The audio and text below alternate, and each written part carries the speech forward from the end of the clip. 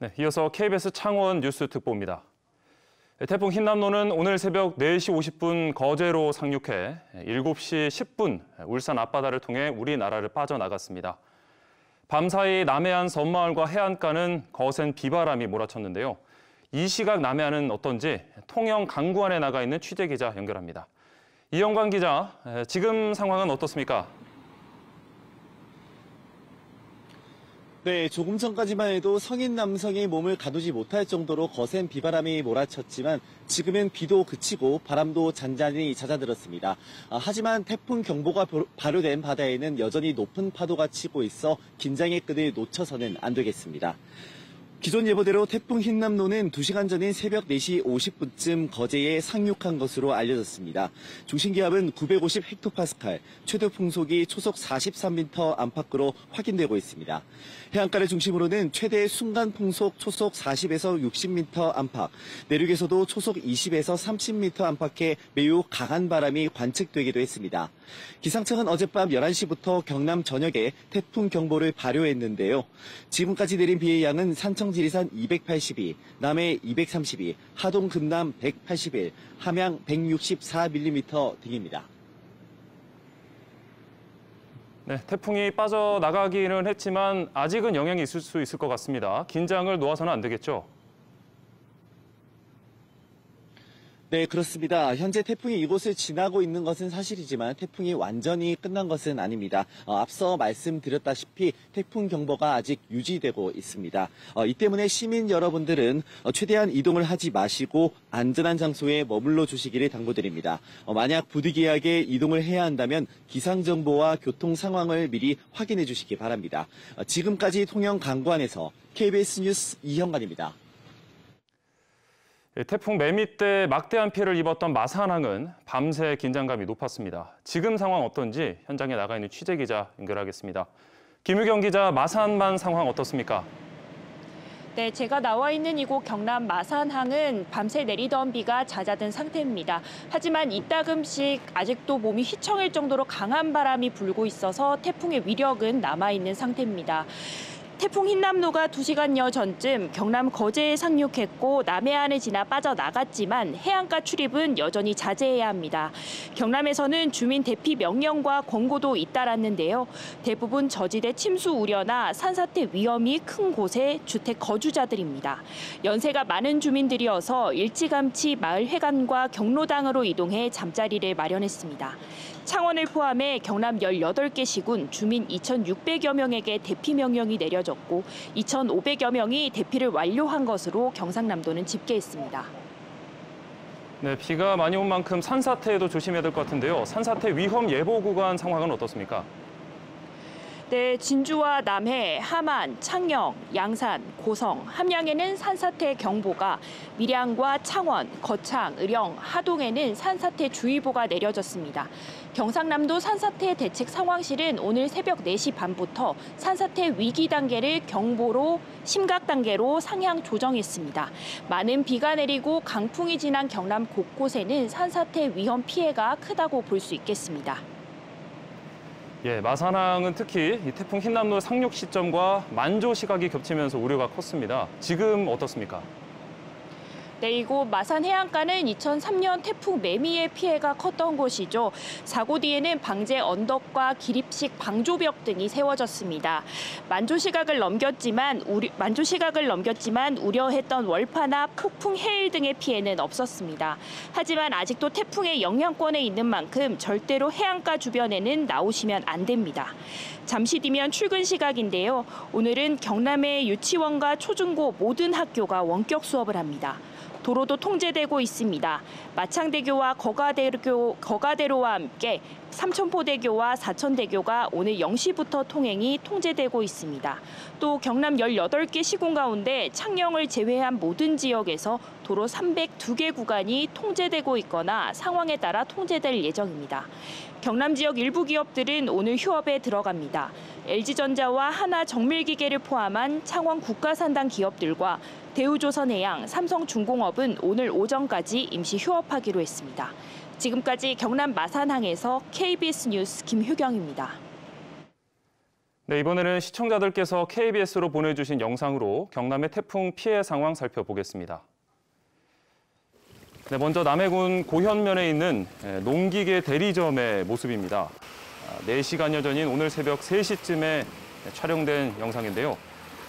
보시는 것처럼 대리점 바닥에 물이 고이면서 장비가 침수됐습니다.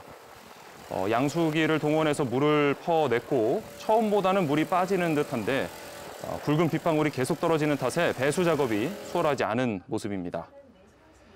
오늘 새벽 3시 반쯤 통영시 인평동의 한 가정집입니다.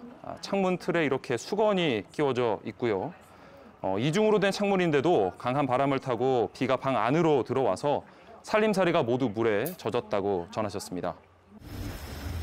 네, 또 바다에서도 태풍의 위력이 고스란히 느껴졌습니다. 어젯밤 10시 40분쯤 통영시 산양읍 앞바다에 피항했던 배 안에서 촬영한 영상인데요.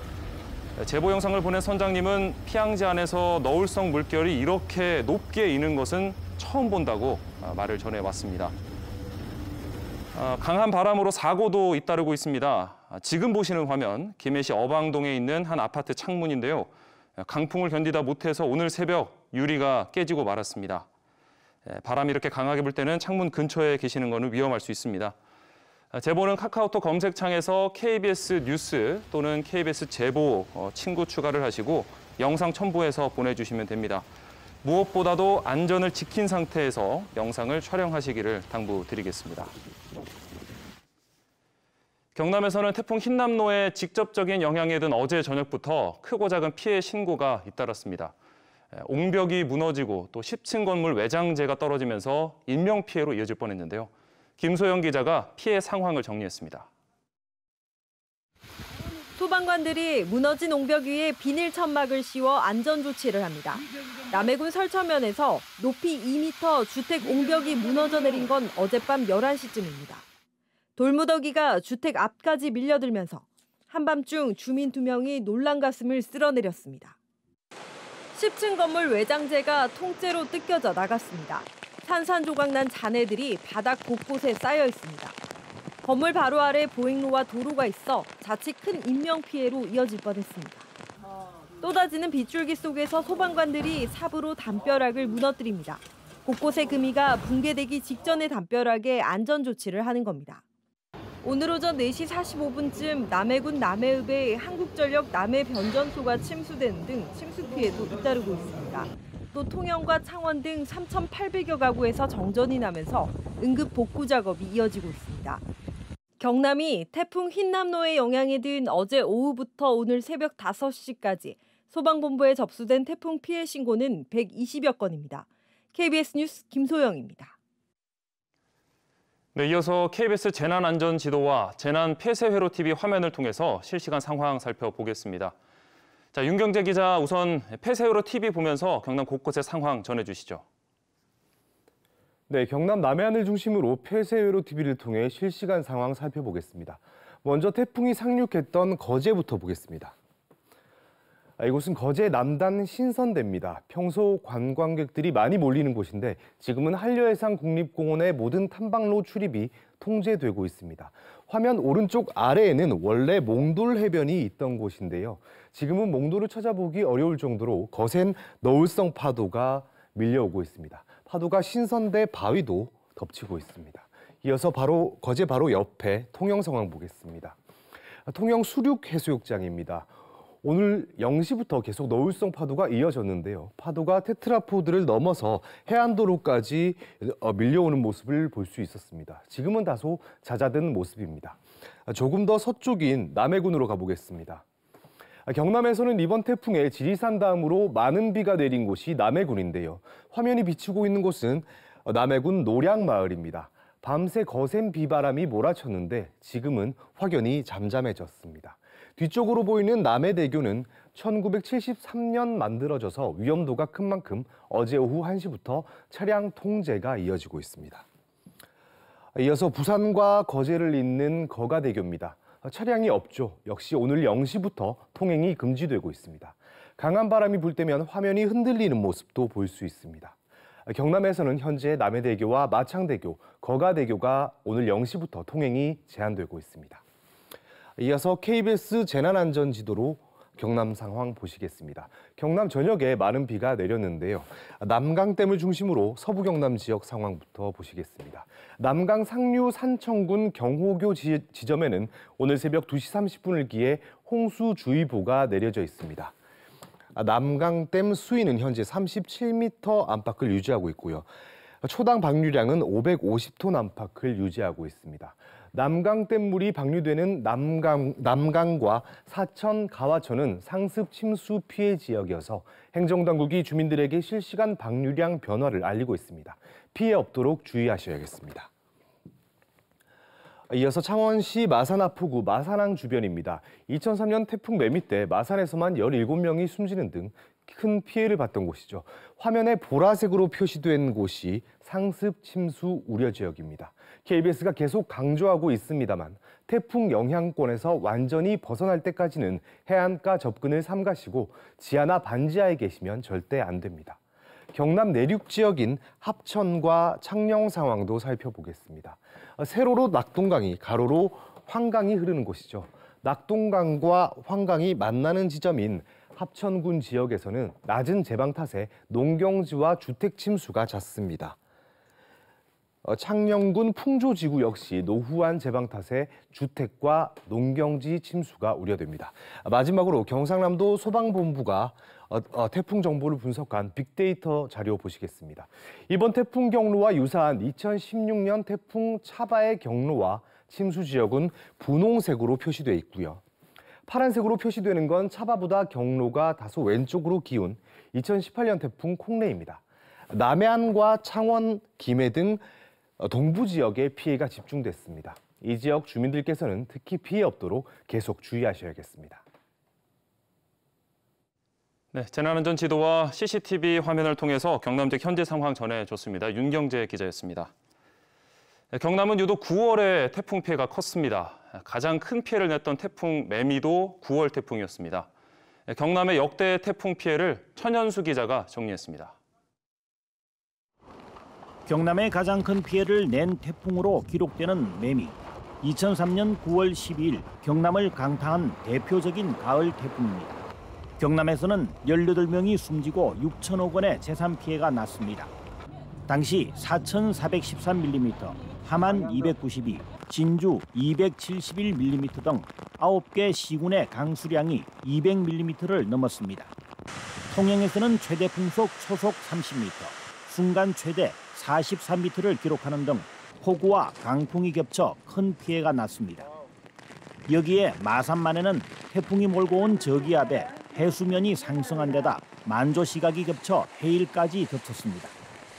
지난해에는 태풍 오마이스가 경남에 상륙해 200mm의 폭우가 내렸지만 별다른 피해는 없었습니다. 오마이스는 8월 태풍이었습니다.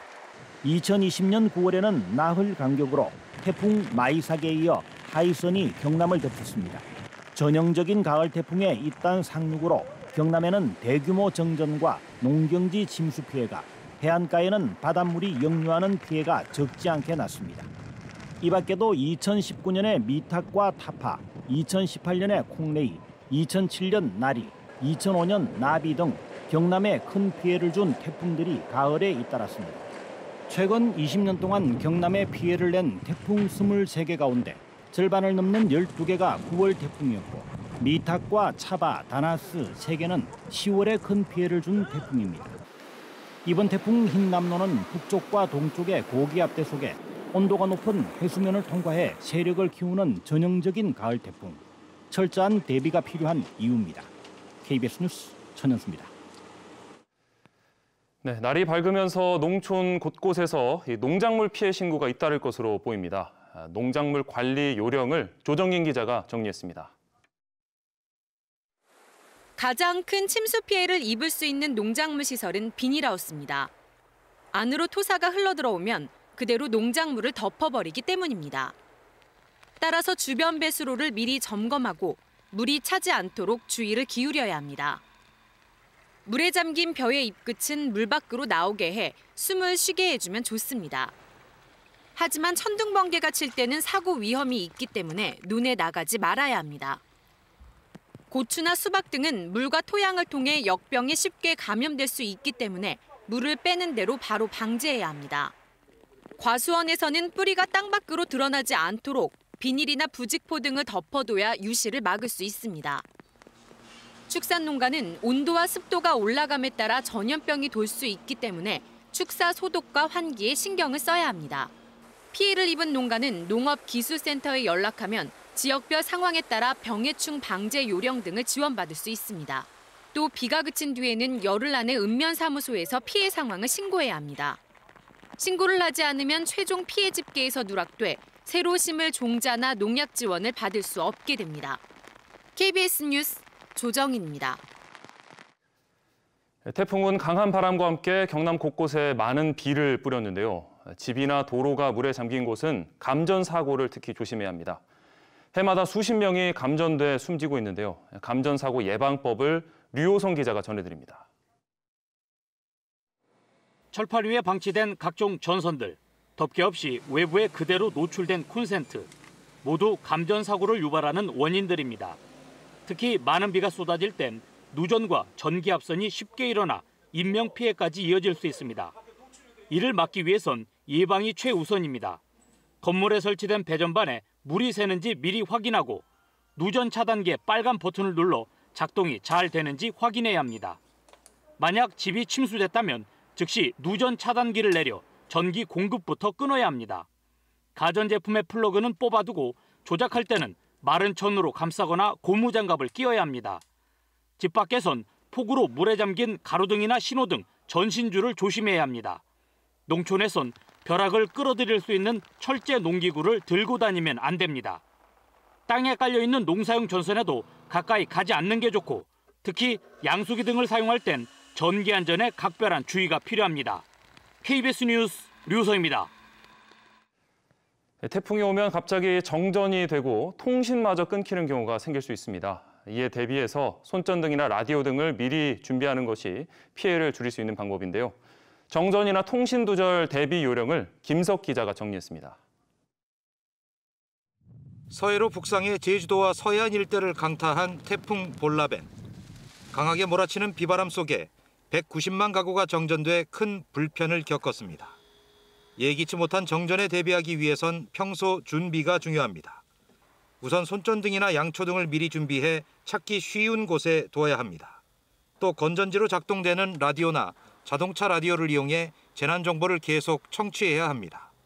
정전이 됐다고 해서 함부로 전기 설비를 건드리지 말고 한전이나 전기안전공사에 신고하는 것이 안전합니다. 직접 수리를 하려고 전기선을 만지면 감전 사고의 위험성이 높으므로 주의해야 합니다.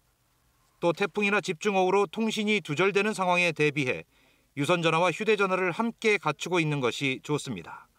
유선전화가 불통인 경우엔 휴대전화로 KT의 경우 국번 없이 100번 등 기간 통신사업체에 신고하면 됩니다. 산간 벽지의 경우 주민센터나 면사무소 등 행정기관에 미리 사정을 알려둬야 고립 등 비상 상황에 대비할 수 있습니다. 또 가까운 이웃끼리 수시로 연락을 해 대피할 상황이 벌어졌을 때 신속하게 대처하는 것이 중요합니다. KBS 뉴스 김석입니다. 태풍 흰남노는 오늘 새벽 4시 50분 경남 거제에 상륙해 7시 10분 울산 앞바다를 통해 우리나라를 빠져나갔습니다. 더 큰 태풍 피해 없도록 계속해서 주의하시길 바랍니다. 지금까지 KBS 창원 뉴스특보였습니다. 고맙습니다.